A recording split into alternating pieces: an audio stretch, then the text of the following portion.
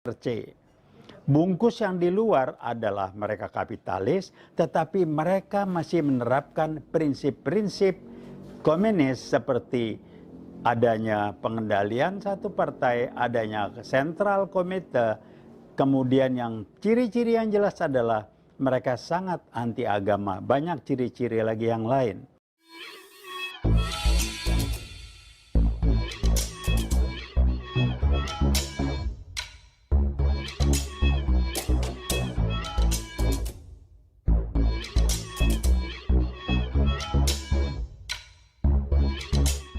Tonton video ini sampai selesai agar Anda tidak gagal paham.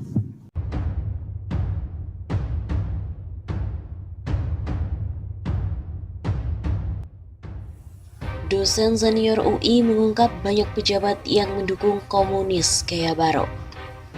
Banyak pejabat di Indonesia mendukung komunis gaya baru, di mana mengadopsi Partai Komunis Cina atau PKC, di mana secara ideologi komunis tetapi menjalankan ekonomi secara kapitalis. Suka tidak suka, mengaku atau tidak mengaku, banyak pejabat yang mendukung komunis gaya baru. Aneh bin ajaib, saya memaparkan hasil riset PKI gaya baru dimaki salah satu menteri. Kata dosen senior Universitas Indonesia UI, Taufik Bahaudin di channel YouTube UI Watch berjudul "Jelas, Semua Menjurus Bangkitnya Komunis Gaya Baru". Taufik Bahaudin mengatakan keberadaan komunis gaya baru di Indonesia berdasarkan hasil riset mahasiswa untuk mengambil gelar doktor di UI. Komunis gaya baru ditampilkan olahan PKC, bungkusan di luar kapitalis tapi masih komunis seperti pengendalian satu partai, ada center komite. Ciri yang jelas adalah mereka sangat anti agama. PKI gaya baru berorientasi ke PKC, jelas Direktur Center Pengembangan Talenta dan Brandware UI ini. Menurut Taufik lagi, komunis gaya baru yang bergerak terus dan menyusup lembaga-lembaga pemerintahan, parpol dan sebagainya, tidak tampil langsung dengan menggunakan kepanjangan tangan melalui buzzer. Komunis gaya baru menyusup ke ormas-ormas Islam. Ciri-ciri yang harus disadari bahwa menjadi musuh besar PKI itu umat Islam dan harus dihancurkan, diperlemah dan diadu domba. Kedua, TNI diperlemah. Jadi yang menjadi kepanjangan tangan strategi komunis gaya baru kita sangat mudah mengidentifikasikan dengan cara menjelekkan Islam atau Islamofobia. Papar Taufik Bahaudin. Selain itu, terdapat dugaan kebangkitan komunis gaya baru melalui BPIP. Ada dugaan komunis gaya baru. Kebangkitan tersebut di Indonesia melalui Badan Ideologi Pembinaan Pancasila atau BPIP. Dugaan membangkitkan komunis gaya baru melalui BPIP ini muncul. Begitu kata dosen senior Universitas Indonesia UI Taufik Bahaudin melalui channel YouTube UI Watch berjudulkan "Jelas, Semua Menjurus Bangkitnya Komunis Gaya Baru". Taufik menuding ada dugaan kebangkitan komunis gaya baru melalui BPIP berdasarkan lomba penulisan yang diadakan oleh lembaga negara tersebut yang terkesan mengadu domba dan menuding Islam tidak nasionalis. Saya sendiri Direktur Center Pengembangan Talenta dan Brandware Universitas Indonesia mengirimkan surat resmi ke BPIP bahwa Pancasila, falsafah dan dasar negara. BPIP seolah menjadi center komite di Partai Komunis Cina dan didasarkan riset masuk ke PDIP dan Parpol untuk mengendalikannya. Ripka Ciptaning bangga jadi anak PKI menjadi pengurus PDIP dan PDIP diarahkan untuk menyebarkan komunis gaya baru, ungkap Taufik.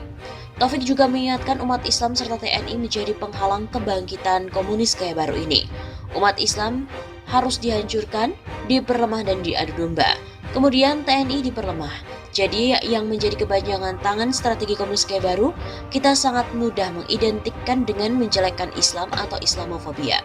Ia juga mengatakan ciri komunis muncul ke publik jika mendapatkan dukungan pemerintahan yang ada.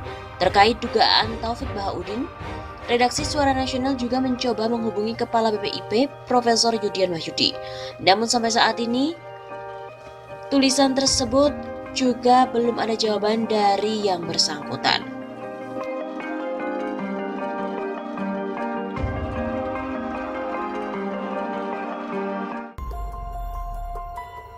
Wah, dikabarkan bakal ada isu Presiden 3 periode. Jika Jokowi 3 periode, maka PKI yang jingkrak-jingkrak. Baru-baru ini seperti dilansir dari Detikcom, Bapak Reformasi Indonesia, Profesor Dr. Muhammad Amin Rais melontarkan dugaan bahwa Jokowi akan mengusulkan pasal presiden boleh menjabat selama 3 periode. Keinginan ini jelas menabrak amanat reformasi 1998 yang membatasi masa jabatan presiden hanya 2 periode.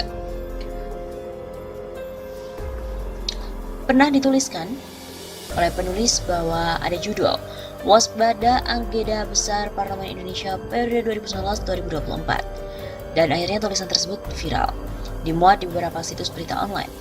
Tulisan tersebut dirilis pada 15 Juli 2019 atau sekitar 12 Zulqa'dah 1440 di Facebook. Sekarang akun Facebooknya telah di-banned oleh pihak Facebook. Dalam tulisan tersebut, seorang penulis itu menjelaskan tentang adanya skenario dan juga target yang hendak dicapai di balik isu amandemen Undang-Undang Dasar 1945. Sebab Undang-Undang Dasar 1945 pasal 7 hasil amandemen tahun 1999 berbunyi, Presiden dan Wakil Presiden memegang jabatan selama 5 tahun, dan sesudahnya dapat dipilih kembali dalam jabatan yang sama hanya untuk 1 kali masa jabatan. Isu amandemen Undang-Undang Dasar 1945, khususnya pada pasal 7 tentang masa jabatan Presiden yang semula hanya 2 periode, menjadi kemungkinan 3 periode atau lebih. Tulisan tentang jabatan Presiden 3 periode atau lebih itu ditulis 2 tahun lalu, ternyata bukanlah isu belaka. Sekedar mewanti-wanti untuk mewaspadai permainan Partai Komunis Indonesia. Dia juga paham Cina komunis melalui antek-anteknya dalam negeri ini. Bila lengah, maka amandemen Undang-Undang Dasar 1945, khususnya pada pasal 7 kemungkinan akan berhasil. PKI dan antek-antek komunis pun akan tepuk tangan dan berjingkrak-jingkrak merayakan kemenangan agenda mereka semua. Isu tentang rencana amandemen Undang-Undang Dasar 1945, khususnya pasal 7, nampaknya akan menjadi perbincangan hangat dan juga panas. Diprediksi akan timbul gejolak sosial yang meluas di masyarakat.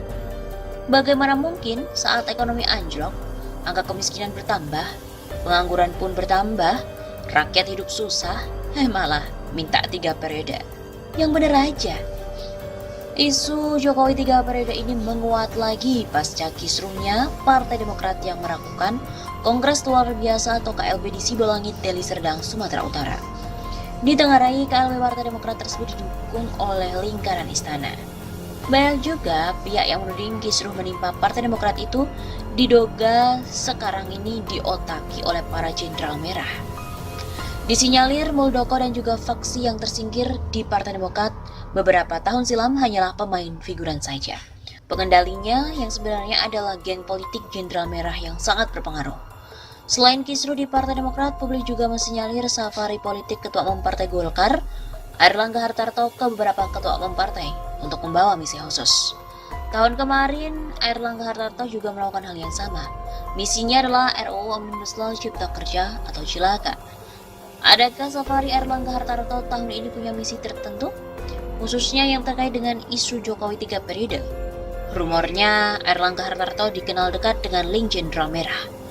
Rakyat sekarang ini dalam posisi yang sulit, sementara DPR dan institusi negara lainnya nyaris lumpuh. Mereka dikendalikan oleh segelintir orang dalam geng politik Jenderal Merah. Wajar saja bila ada kekhawatiran skenario 3 periode dan pelan-pelan mengarah partai tunggal. Mirip-miriplah sistem politik Cina komunis.